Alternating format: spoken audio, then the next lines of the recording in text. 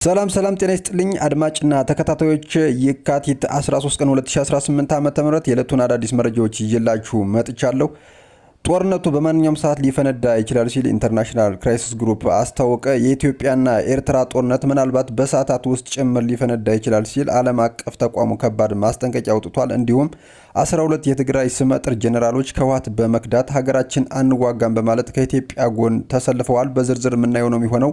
ይህን ቻናል ሰብስክራይብ እያደረጋችሁ ወደ ተለት አዳዲስ መረጃዎች እንዲደርሷችሁ ቤተሰብ እንድትሆኑ ስል በአክብሮት ጠይቃለሁ። ወደ ዝርዝር መረጃው ስናልፍ 12 የትግራይ ስመጥር ጄኔራሎች ከህወሓት በመክዳት ሀገራችን አንዋጋም በማለት ከኢትዮጵያ ጎን መሰልፋቸው ተሰምቷል። ዘረኛውና ኋላ ቀሩ የህወሓት ቡድን ብቻውን ቀርቷል ነው የተባለው። የቡድኑ የባንዳነት መንገድ በመቃወም አዲስ አበባ በመሄድ ከእናት ሀገራቸው ጎን የተሰለፉ ስመጥር የትግራይ ወታደሮች አዛዦች ስማቸውም ጄኔራል ጻድቃነ፣ ጄኔራል ተክላይ፣ ጄኔራል ዘውዱ፣ ጄኔራል በየነ፣ ጄኔራል ጎይሸ ገብረ፣ ጄኔራል ወዲ አባተ፣ ጄኔራል ከበደ ፍቃዱ፣ ኮሎኔል ንጉስ፣ ኮሎኔል ገብሩ እና ሌሎችም ከሻቢያ ጎን ቁመን ሀገራችን አንዋጋም በማለት በሰላም አዲስ አበባ መግባታቸው ተሰምቷል። በቀጣይም ህወሓትን ከትግራይ ህዝብ ትከሻ ላይ ለማውረድ የሚደረገውን ሁለንተናዊ ትግል ያሳልጣል ተብሎ ይጠበቃል።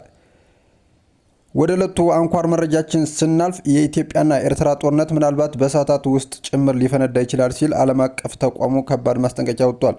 ዋነኛ ትኩረቱን በሰላምና ጸጥታ ጉዳዮች ላይ አድርጎ የሚሰራው ኢንተርናሽናል ክራይሲስ ግሩፕ በዛሬው ዕለት ኢትዮጵያና ኤርትራን እንደዚሁም በትግራይ ክልል ያለውን አሳሳቢ ሁኔታ አስመልክቶ የጥናት ሪፖርት ይፋ አድርጓል። ዓለም አቀፍ ተቋሙ በወጣው አዲስ የጥናት ሪፖርት ላይ እንዳመላከተው በኢትዮጵያና ኤርትራ መካከል እየተባባሰ የመጣው ውጥረት እንደዚሁም በፌዴራል መንግስትና በህወሓት መካከል መልሶ እያገረሸ ያለው ግጭት አዝማሚያ ወደ ጦርነት ሊቀየር ከጫፍ ላይ ደርሷል ሲልም አሳስቧል።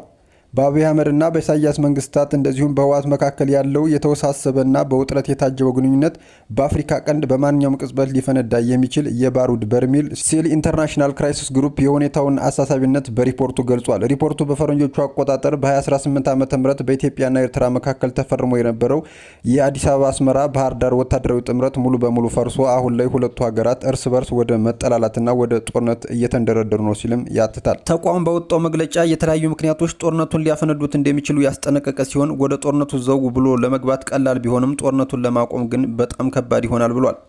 የአፍሪካ ፕሮግራም ዳይሬክተር የሆኑት ሙሪታ ሙቲጋ ኢትዮጵያን፣ ኤርትራና ትግራይ ክልልን የሚያፋልም አዲስ ጦርነት መቋቋም የማይቻል ዋጋ ያለው ነው። አደጋው ሶስቱን ወገኖች ለአሁኑ እንዲታቀቡ ያደርጋቸው ይመስላል። ሆኖም እንዳያገረሽ ከዚህ በላይ መደረግ አለበትም ብለዋል። የድርጅቱ ምክትል ዳይሬክተር የሆኑት ማግነስ ታይለር ከትግራይ ጦርነት መቋጨት በኋላ በዋናነት ደግሞ ጠቅላይ ሚኒስትር አብይ አህመድ የባህር በር ማግኘት ፍላጎት ምክንያት የኢትዮጵያና ኤርትራ ግንኙነት መሻከሩንም አንስተዋል። ኤርትራ ይህ ፍላጎት ወረራን ሊያካትት ይችላል የሚል ስጋት እንዳላትም ጠቁመዋል። ምክትል ዳይሬክተሩ አዲስ አበባ ህወሓት ከኤርትራ ጋር ስውር ትብብር መስርቷል ስትልም እንደምትከስም ተናግሯል።